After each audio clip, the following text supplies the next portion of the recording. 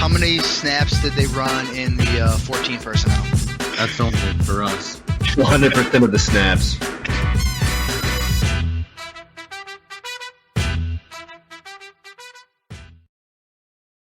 What is going on, everybody? Welcome back to 14P Fantasy. I am your host, Justin Wright.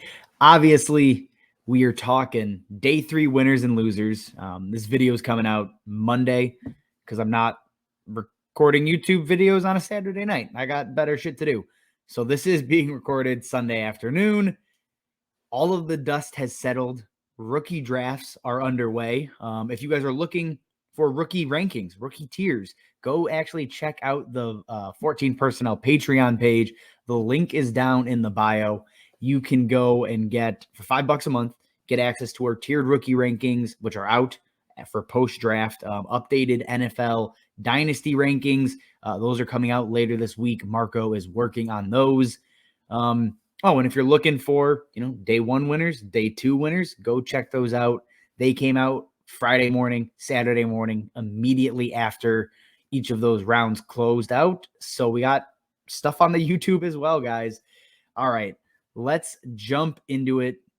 And before we do, all of these guys are quote unquote losers to an extent because they were all taken in the 4th round or later.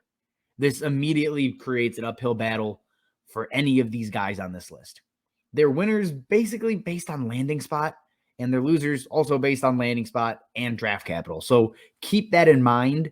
A winner on day 3 is not some kind of flag plant. It's not us saying, it's not me saying he is a must draft. This is a superstar.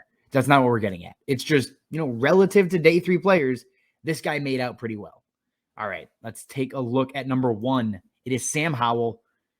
Again, fell to the 5th round. We know the bad. I'm not going to harp on that with every guy. But landing with the Washington Commanders is objectively good. Carson Wentz is a giant question mark. We all know this. I mean, there's no other reason he would have been traded.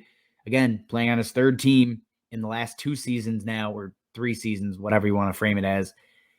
Sam Howell has as good of a chance to start as Matt Corral, Desmond Ridder, Malik Willis, and he just happened to go a couple rounds later. Obviously, this means the NFL in general is lower on him and his overall talent.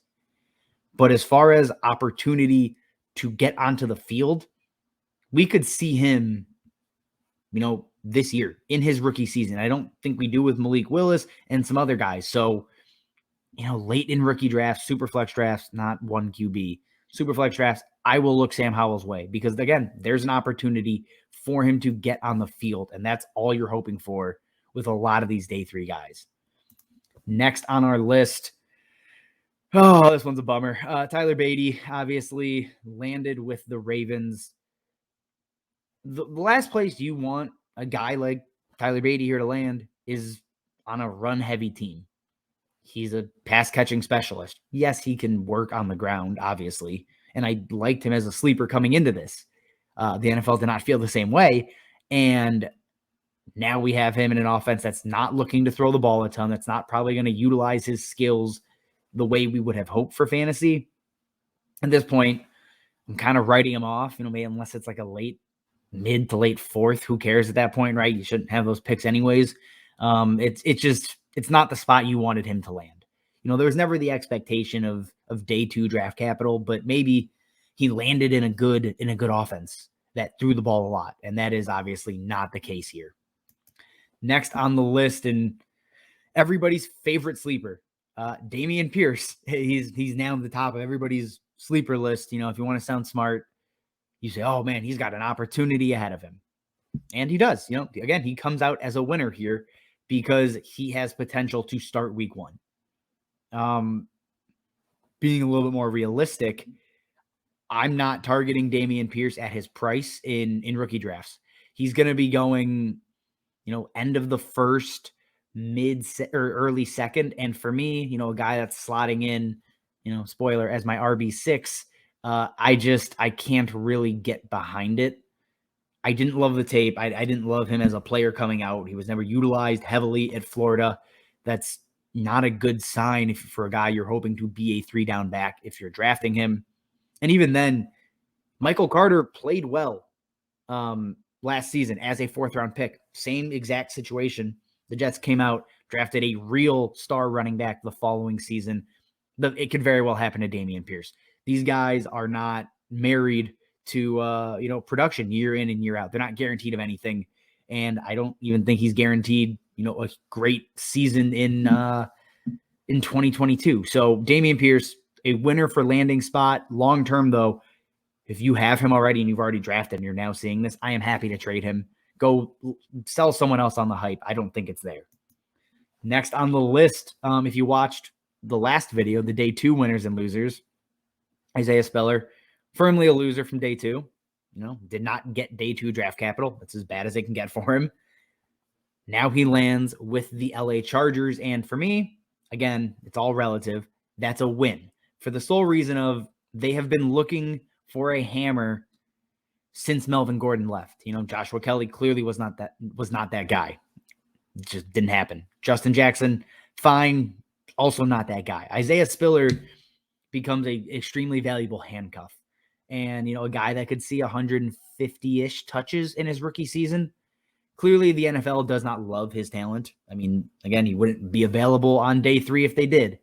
However, he lands in a high-powered offense with a team that's going to be in the red zone a ton. And he very well could get an opportunity should something happen to Austin Eckler. He comes in as a high-valued handcuff, similar to Rachaad White, who, I think was a winner from day 2, just because, again, similar situation here, behind a great running back with the potential to take over should something terrible happen. So Isaiah Spiller, obviously he's fallen down rookie rankings, but this isn't the worst place for him to land. It's really not. I'm very much in if he's going to fall to, early to mid-second. I'll take him over Damien Pierce. Let me just say that. And I think you're kind of splitting hairs. I don't think it really ends up mattering. But if I'm picking one, I'm still going to take Spiller over Damien Pierce. Next on the list, we have Tyler Algiere, a guy that we loved as a sleeper. A lot of you have seen that our rookie profile on him from a few months back now. But Tyler Algiere landing with the Falcons is, again, another guy that could step into day 1 opportunity. He's fighting with receiver and kick returner turned running back Cordero Patterson, Mike Davis, if he's on the roster. Not that really matters because he's not very good. And admittedly, Tyler Algiere is probably not very good.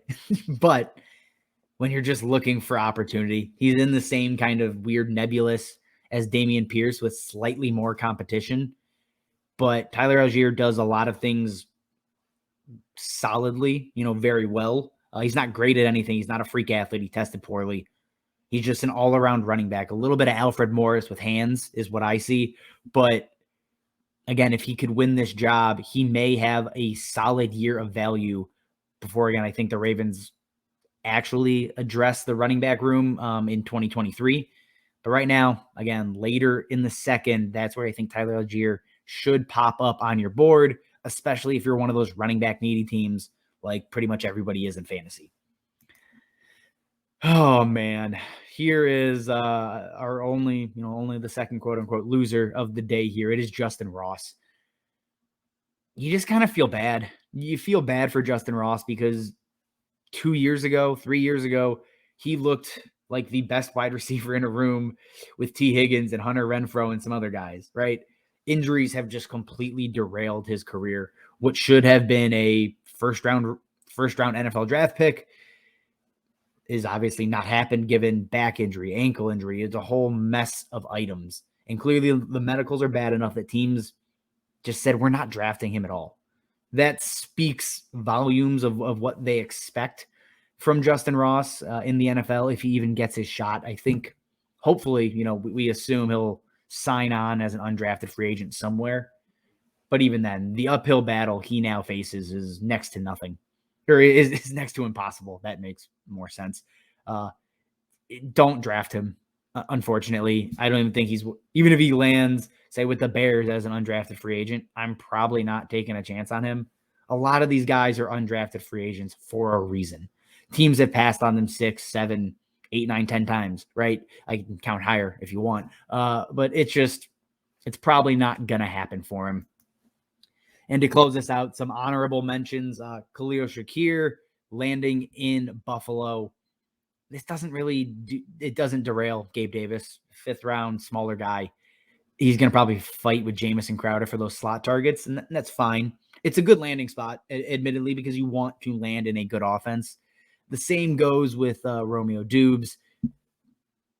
You're at the Packers. Your only real competition is Christian Watson, who I like, but is still an unknown. And then Alan Lazard, who I do not think is very good. Yeah, you can put that any way you want it. I think we've probably seen the best of Alan Lazard. We know what he is. But as I'm just kind of scrolling up and down the list here, I mean, Keontae Ingram landing in Arizona. It's interesting for sure. He's a solid pass catcher. He's going to fight with Eno Benjamin for that RB2 role there, which, as we've seen, has value should something happen to the top guy. Again, late 3rd round pick, maybe something in that range. Snoop Connor, didn't think he was going to go in the 5th or ahead of guys like Jerome Ford, Kyron Williams. It's interesting. I don't really care, but it's a fun name to say. All right, guys, that is all I have for you. Again, if you like what we're doing here, what me and Mark are putting together with 14P, subscribe to the channel, like the videos if you feel like it. Questions, comments, throw them at us. We'll even give you guys rookie rankings if you ask those questions, even though they're behind a paywall. We don't really care too much. All right, guys, as always, thank you for hanging out with us, and we will see you next time. How many snaps did they run in the 14 personnel? That's only for us. 100% of the snaps.